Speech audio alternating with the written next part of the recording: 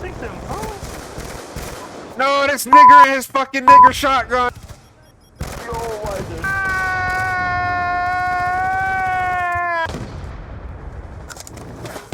God, please, no! No!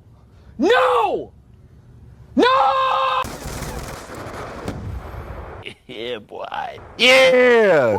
Leader of the race wars! White power! White power! White power! White power!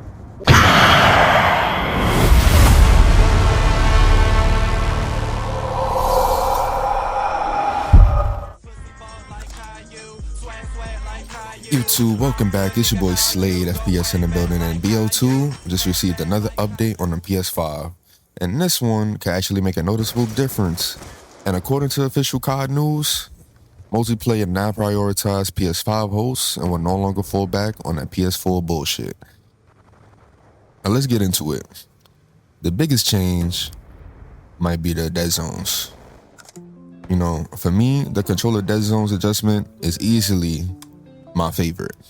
Ever since the post release, a lot of motherfuckers been saying the aiming feels delayed, heavy, sluggish, slightly disconnected from the controller, all that and all that. But me personally, I experienced it myself. You know what I mean?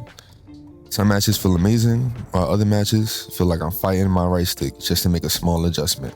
And that doesn't necessarily mean that the game has an actual input delay every time. Part of that heavy feeling could have been caused by the dead zones. Now let me put you on real quick. What does a dead zone even do? You feel me? So your dead zone determines how far you need to move your stick before the game recognizes input. If that area is too large, your smaller movements might not even register immediately. And that right there can make it harder for you to center your aim, track enemies, and make those final corrections during a gunfight. So Call of Duty didn't reveal the exact values they changed, but they specifically said the behavior is now aligned with the OG PS3 versions. White power! Now, from my experience, does it even feel different? Are they capping? But I ain't gonna lie to you, bro. After playing the update, that shit feels smooth as fuck. We back. Let's get it.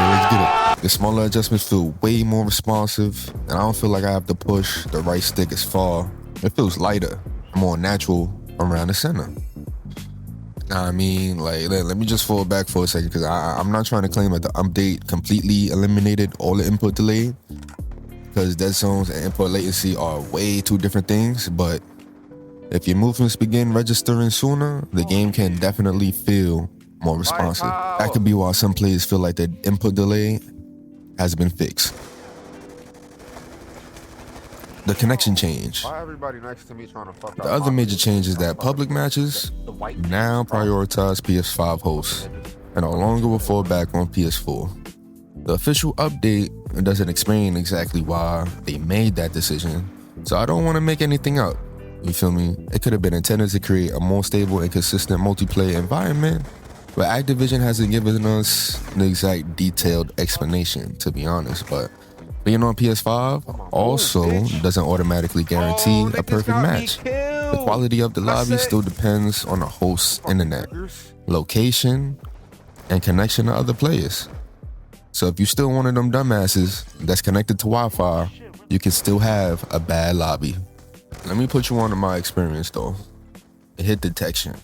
Now if all this hosting or all these changes actually help produce more consistent matches overall, I'm completely in favor of it. Let's do it. The Black Ops 2 can feel like two completely different games, depending on the connection.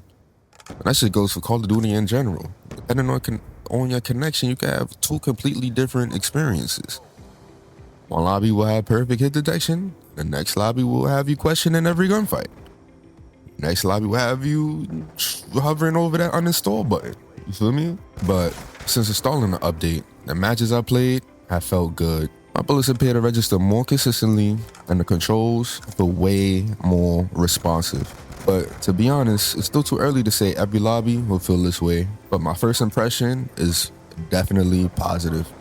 This update also included additional protection against what Call of Duty describes as host migration workarounds, quotes, unquote. Nah, they didn't explain exactly what those workarounds were, but it appears to be another attempt to prevent people from manipulating or disrupting the multiplayer hosting system. This does not mean host migration has been completely removed.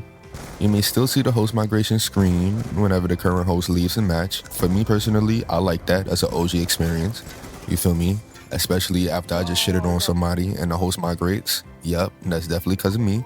From my personal take on that, I don't think they was trying to like purposely disrupt the lobby. I think they, you know, just like I had said, they just got shitted on and it's time for them to go to bed. So they left, you feel me? One thing you have to remember is that these ports had a pretty rough beginning. You know, shortly after release, people discovered XP exploits, like an alter player progression, you know, some Black Ops 1 players were even pushing into negative XP, which could prevent them from even entering matches. But the positive takeaway is that the developers appear to be monitoring these ports, listening to everybody, and releasing fixes.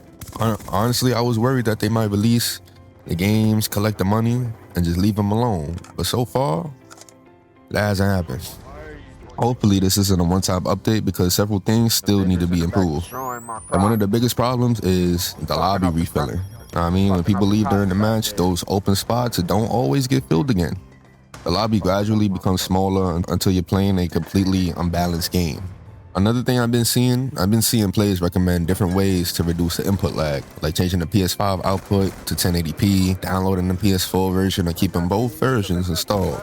You already know I put out the video a few days ago. This has been going pretty well. And I've tested the PS4 and PS5 versions for myself. I honestly wouldn't recommend it moving forward. Just play it on the your dedicated version, whether that's the PS5 or the PS4, depending on the console that you play on. If you change your controller settings to compensate for the old aiming behavior, you might want to test your setup again. I mean, after I released the that setup video the other day, but don't immediately change everything again though.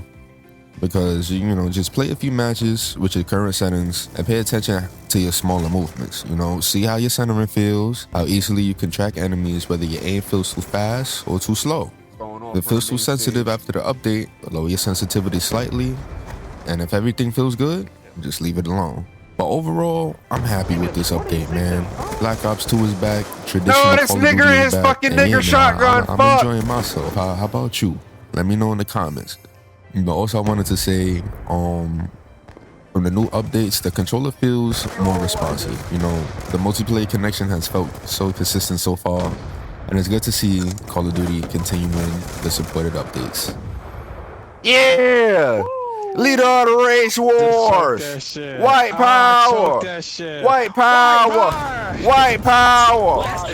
White power! White power.